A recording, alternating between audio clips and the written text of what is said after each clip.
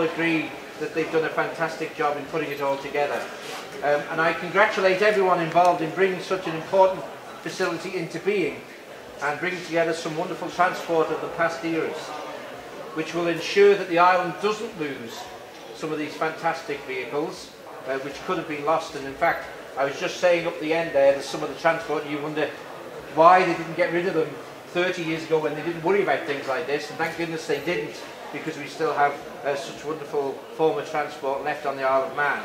And this is public transport, of course, that has served the island well over many decades, and many of us have all enjoyed travelling on buses and trains and trams, often to school or just for pleasure, and today of course more for pleasure than anything. So to have this experience reflected here in the museum of this bygone era and some wonderful transport that we see in the building is really something that I'm sure we're going to enjoy and future generations will enjoy as well. I think I would like to pay a real tribute to the Trust and its members and helpers and supporters for really continuing to drive, if that's the right word, to drive this forward and to have a vision of what they thought was needed in the Isle of Man to provide the facility we now see. Many places have transport museums, and one of the points I suppose with the Isle of Man is we all see the trains and the trams continue to go, and therefore transport museum isn't really something we necessarily look at, because quite clearly we travel on them. We travel on vintage transport.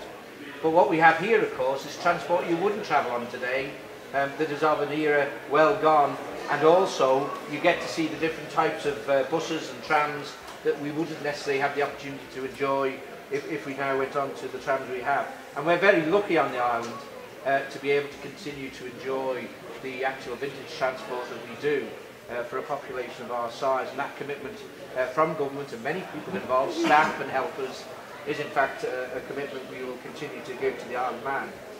And I'm sure, like many of you, we will all watch with interest how this develops. I just wish now my young fellow who's 23 was still only about 7, because I'd have a good excuse to come here on a regular basis, but I will come again and see what goes on, and I'm sure we'll see this develop to a position where really we wonder how we ever did without it. So well done to everybody involved. I'm just proud to have been associated with the development of this museum, and my part was very small, but I'm happy to have done what I did, and I thank Richard for his kind words on that, and I'm very pleased to have been able to play a small part, as has government, in making sure this happened, because we can do so much, but like many things in life, government may be able to do part of it, but not all of it, and that's where our support for museums like this, which are private museums outside of M&H, where there are volunteers committed to make sure things are not lost to us, is so critically important to the Isle of Man and the whole thing about what our way of life is. So well done to the trustees, to Chairman Richard and all of his supporters and all his committee for what they've done. It really is a fantastic job, and well done. Thank you very much.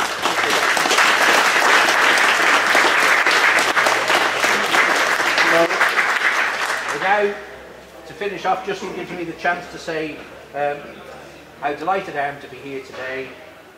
Thank you for your vision. As I've said, it really is fantastic. It's given me a great excuse to drive a bus. I have to say that I did have a drive the other day on a real road, which was out on the main road, so I was not too bad on it, and it really is a great experience. In fact, it's easier to drive than my car, but don't tell me wife, or she might want one. Anyway, with that, I wish you every success. I'm sure everybody here does. The amount of people who came here yesterday, the amount of people coming here today and will continue, and importantly, the benefit it is for Jurby itself by bringing more people to Jurby, not only to see this, but they can see other parts of Jurby which clearly are quite important to our history in the past, which of course we've also protected. So with that, ladies and gentlemen, it gives me great pleasure to officially open the Jurby Transport Museum.